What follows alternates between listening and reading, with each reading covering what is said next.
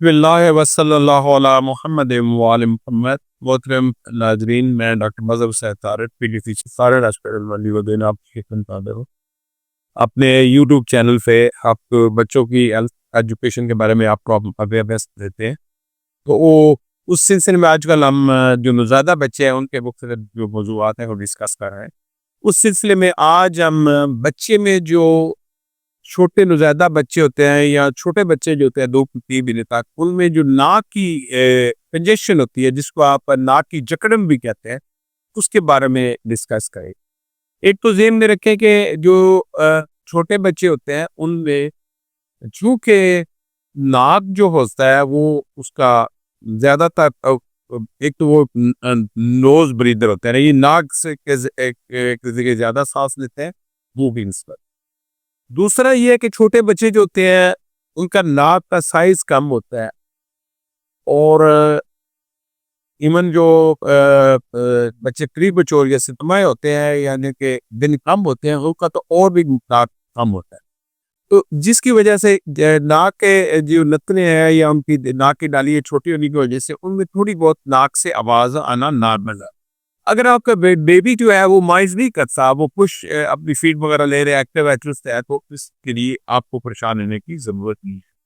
तो इसमें वजूहात क्या हो सकती हैं? वजूहात ये हो सकती हैं कि मसलन अगर कोई मुख्तलिफ जो इरिटेशन है, मसलन आपके आपके कमरे में, बच्चे के कमरे में स्मोकिंग कोई बंदा करता है, ये इरिटेंट है।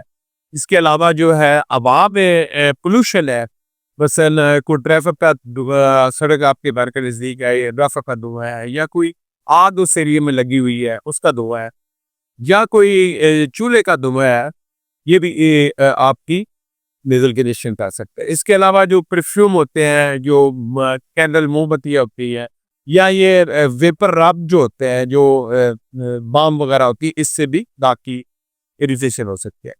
और याद रखें जो ड्राई एयर होती है, यानी खुश्क एयर, वो आवाज़ जो खुश्की हवा में खुश्की है, वो भी बच्चे के नाक में ये आवाज़ें पैदा कर सकती है।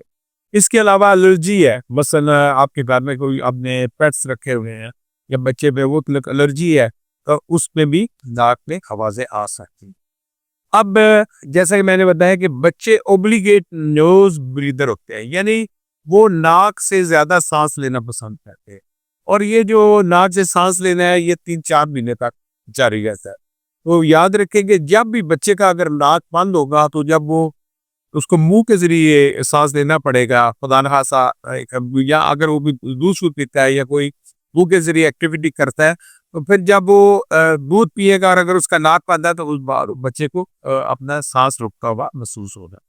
अब इसमें हम इसको कैसे डीप कर सकते हैं? एक तो ज़हन में रखें कि बच्चों में नाक में से थोड़ी बहुत आवाज़ आना एक नॉर्मल चीज़ है। अगर आपका बच्चा सही फीड ले रहा है, उसको फीड लेने में कोई दिक्कत नहीं है, तो ये परेशानी की बात नहीं है, इसके लिए कोई दवाई या इलाज की ज़रूरत।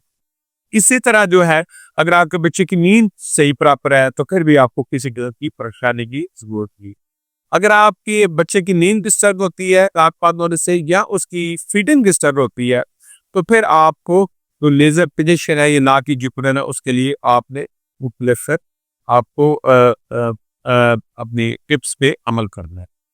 उसमें ये है कि नंबर 1, अगर नाक उसका बंद है, उसको हम नाक में कतरे डाल रहे हैं, जिसको कहते हैं नॉर्मल सलाइन ड्रॉप नेजल, ये कतरे मिलते हैं, ये बेसिकली नमक, पानी में डला हुआ नमक होता है, तो इसको नार्मल सलाइन ड्रॉप्स कहते हैं। ये सेलिडेज के नाम से आते हैं, नार सलाइन के नाम से आते हैं, मुतलक भी है।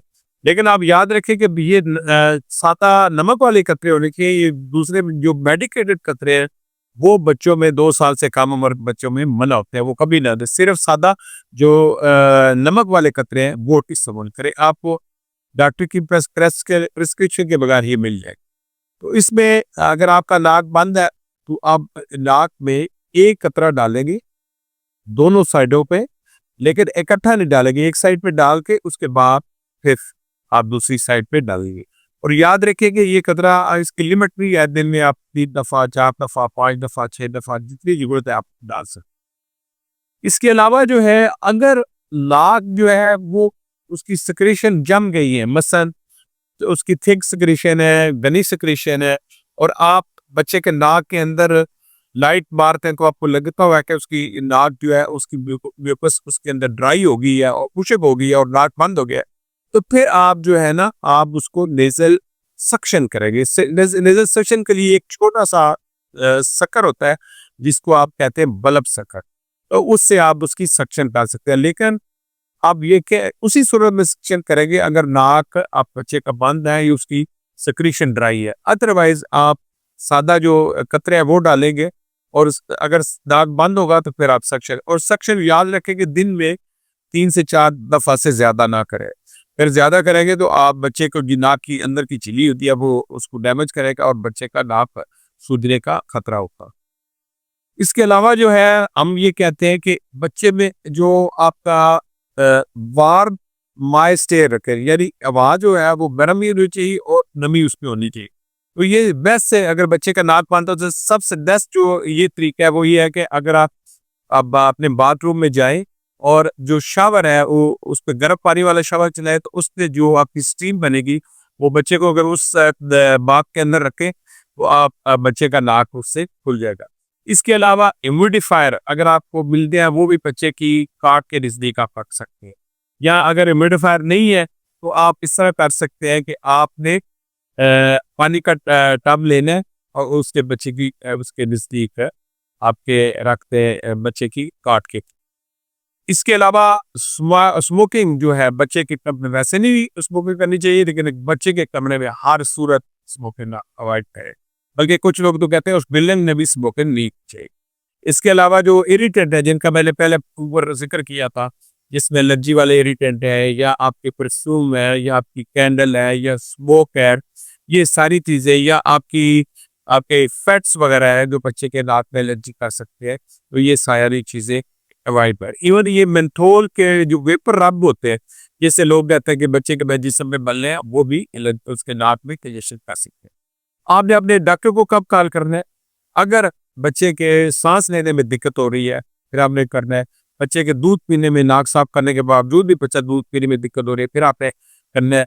या आप ये समझते हैं कि बच्चे का जो बच्चा आपका समझते हैं कि डॉक्टर को दिखाना चाहिए, तो फिर आपने या और आपको क्वेश्चन ये कंसर्न है फिर आपने डॉक्टर से कंसल्ट है। उम्मीद है हमारी ये काविश आपको पसंद आई होगी। हम ये अपना सिलसिला जारी रखें।